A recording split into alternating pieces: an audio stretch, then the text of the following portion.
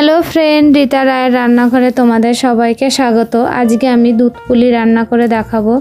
তার জন্য আমি চালের গুঁড়ো নিয়েছি 2 কাপ। একটা কড়াই গরম করে তাতে হালকা তেল দিয়ে আমি তেলটা একটু লাগিয়ে নিয়েছি সারা কড়াইতে, যাতে চালের গুঁড়োটা না লেগে যায়। এবার আমি 2 কাপের মতো চালের গুঁড়ো নিয়েছি। আমি ওই 4 কাপের মতোই জল দিয়ে দেবো। জলের মধ্যে একটু লবণ দিয়ে দেব। লবণ আর জল ফুটে উঠলে আমি চালের গুঁড়োটা দিয়ে চালের গুঁড়োটা একটু মাখিয়ে নেব জলের সঙ্গে।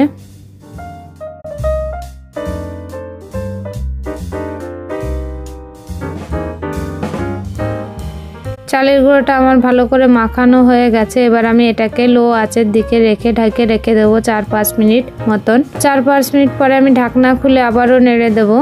তারপরেও আমি আরও 4-5 মিনিট আমি এখানে ঢাকনা দিয়ে রেখে দেবো চালের গুঁড়োটা সিদ্ধ করার জন্য। ভালো করে এখানে সিদ্ধ করতে হবে, নাহলে যখন দুধে ছাড়া হয় এটা ভালো হয় না, ফেটে যায় অনেক সময় বা ভেঙে যায়।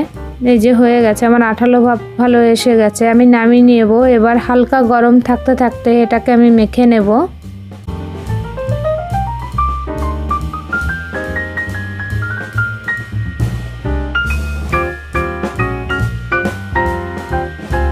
যেটা আমার মাখা হয়ে গেছে। এবার একটা ভেজা কাপড় দিয়ে এটাকে আমি মুড়ে নেব। অন্যদিকে একটা কড়াইতে আমি নারকেল নিয়ে নিয়েছি, চিনি নিয়ে নিয়েছি, একসঙ্গে ভালো করে মেখে নেব। ভালো করে মাখার পরে এই সময় সামান্য লবণ দিতে পারেন, আর লবণ না দিলেও চলবে।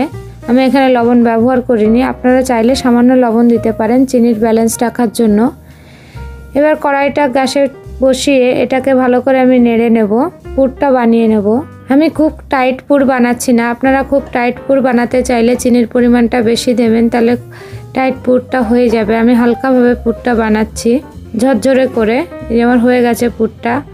অন্যদিকে চালের গুঁড়ো একটু নিয়ে গোল করে নিলাম। হাতের সাহায্যে যে কুলি পিঠেটা তৈরি করে সেটা আমি করে নেব। মা কাকিমারা করতেন এইভাবে হাতের সাহায্যে, হাত দিয়ে ট্যাপ ট্যাপ করে একটু বড় করে তার ভিতরে পুর ভরে এইভাবে মুড়ে দিতেন।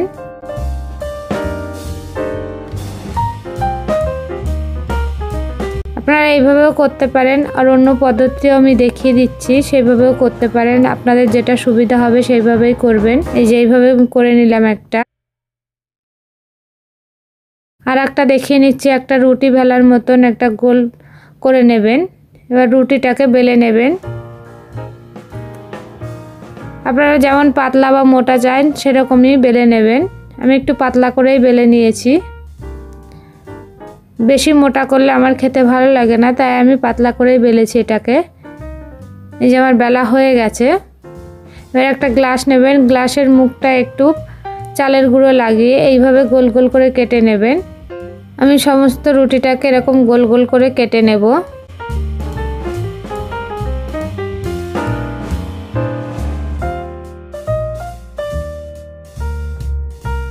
এই যে আমার রুটিগুলো কাটা হয়ে গেছে গোল গোল করে। এবার এই যে বাকি অংশটা এটাকেও আমি পরে ব্যবহার করব। এই একটা সাইডে জল লাগিয়ে নেব। আমি সিঙ্গাড়ায় যেমন জল লাগিয়ে নেয় সেরকম জল লাগিয়ে নেব। ভিতরে পুর দিয়ে দেবো নারকেলের পুর, আর হাত দিয়ে একটু চেপে চেপে এটাকে লাগিয়ে দেব। এই সহজভাবে হয়ে গেল। আর একটা কাঁটা চামচ নিয়েছি আমি একটু ডিজাইন করার জন্য, এই যে একটু চেপে দিলাম। এটা খুবই সহজ, সবাই করতে পারবে। এই যে আর একটা গোল নিলাম আমি, একটু জল লাগিয়ে তাতে নারকেলের পুর দিয়ে এটাকে আমি মুড়ে দেব। মুড়ে আঙুলের সাহায্যে চেপে চেপে দিলেই তৈরি হয়ে যাবে পিঠেগুলো। আপনারা আঙুল দিয়ে এরকম শেপ দিতে পারেন। আঙুল দিলে একটু টাইম বেশি লাগবে, আর যদি কাঁটা চামচ দিয়ে করেন খুব সহজেই হয়ে যাবে। আপনাদের যেটা সুবিধা হয় সেটাই করবেন।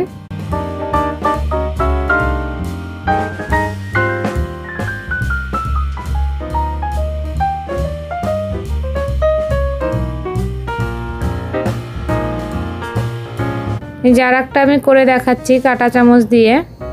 এই যে আমার তৈরি হয়ে গেছে পিঠেগুলো। আমি পিঠেগুলো সমস্তগুলো তৈরি করে নিয়েছি।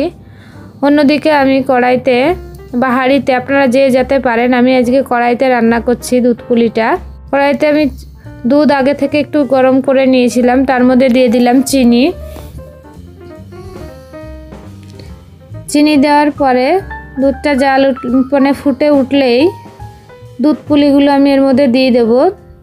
3-4 মিনিট জাল করে নিলেই এটা হয়ে যাবে। আমার একটা পিঠে ফেটে গেছে আর একটাও ফাটেনি।